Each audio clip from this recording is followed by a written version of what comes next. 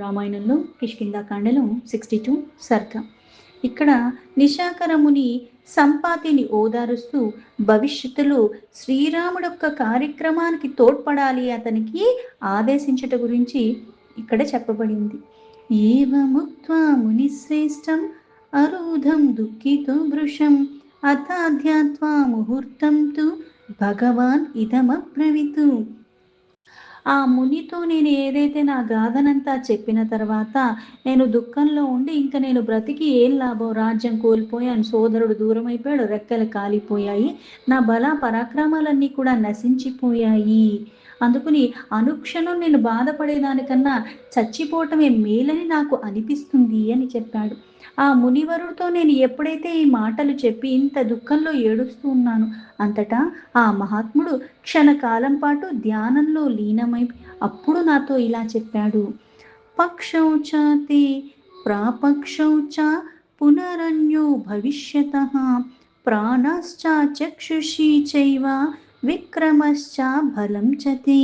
ఓ సంపాతి, దుఃఖించకు, నీ చిన్న పెద్ద రెక్కలు మళ్ళీ వస్తాయి, అలాగే నీ దృష్టి కూడా బాగవుతుంది, అలాగే క్షీణించకపోయిన నీ ప్రాణశక్తి, నీ బల పరాక్రమాలు మళ్ళీ యథాస్థాయికి పుంజుకుంటాయి.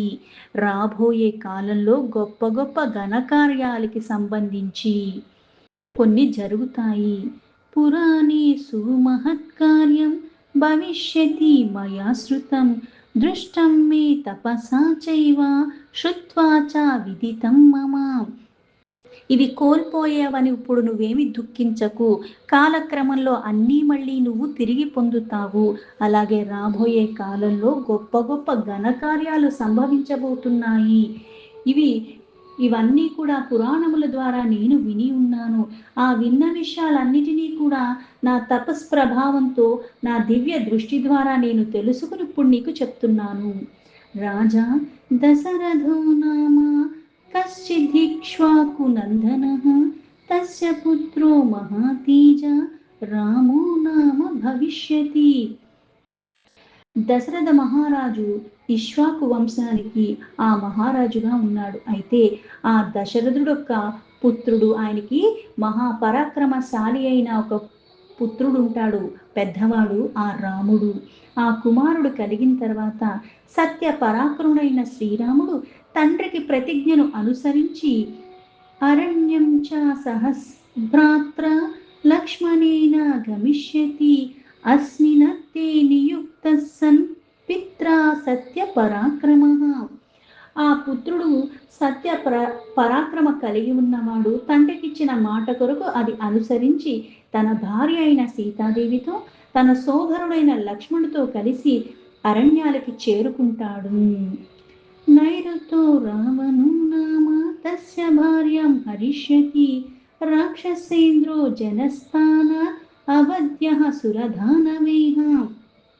వీళ్ళందరూ అరణ్యంలో నివాసం చేసుకుంటే రాక్షసుడైన రావణాసుడు ఆ సోదరులైన రామలక్ష్మణులు లేని సమయంలో రాముడి భార్య అయిన సీతాదేవిని అపహరించుకుని తీసుకుని వెళ్ళిపోతాడు.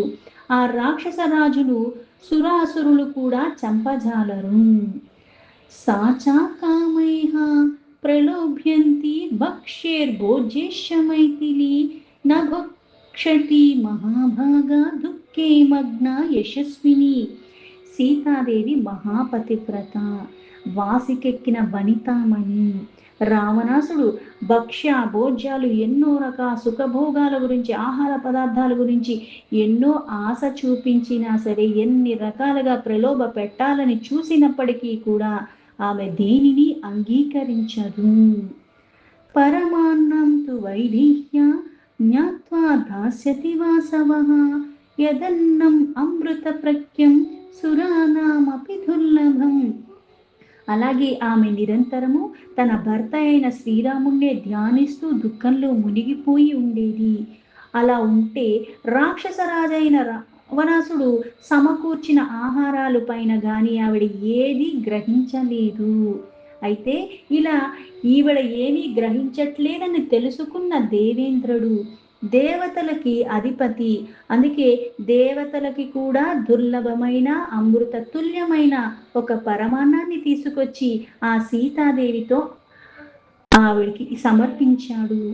తదన్నం మైథిలి ప్రాప్య విజ్ఞాయేంద్రాధిధం త్వితి అగ్రం ఉద్ధృత్య రామాయ భూతలే నిర్వపిష్యతి. అయితే ఆ పాయాసం ఇంద్రుడు ఇస్తున్నాడని తెలుసుకుని దానిని ఆవిడ గ్రహించింది. అందులో ఇక్కడ మొదటి ముద్దను మళ్ళీ శ్రీరాముడిని ఉద్దేశించి నేలపై పెట్టింది.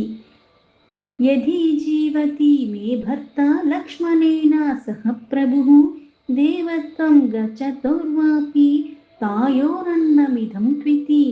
ఇలా రాముణ్ణి ఉద్దేశించి ఆ పాయసంలో మొదటి భాగాన్ని కొద్దిగా తీసి నేలపైన ఉంచి దాని తర్వాత నా భర్త, నా పతిదేవుడు, అలాగే ఆయన తమ్ముడు లక్ష్మణుడు జీవించే ఉంటే లేక దివ్యత్వం పొంది ఉన్నా సరే ఈ పరమాన్నం వారికి చెందుగాక అని పలికింది. ఏషంత్యన్వేషకాస్తస్య రామదూతాః ప్లవంగమాః ఆఖ్యేయ రామమహిషి త్వయా తేభ్యో విహంగమా. శ్రీరాముని దూతలైన వానరులు సీతాదేవిని వెతుక్కుంటూ నీ సమీపానికి రాగలరు. అప్పుడు నీవు ఆ రామపత్ని అయిన సీతాదేవి సమాచారాన్ని వారికి తెలపవలసి ఉన్నది. సర్వదా హినగంతవ్యం ఈదృశః క్వా గమిష్యసి దేశకాలో ప్రతీక్షస్వ పక్షోత్వం ప్రతిపత్స్యసి.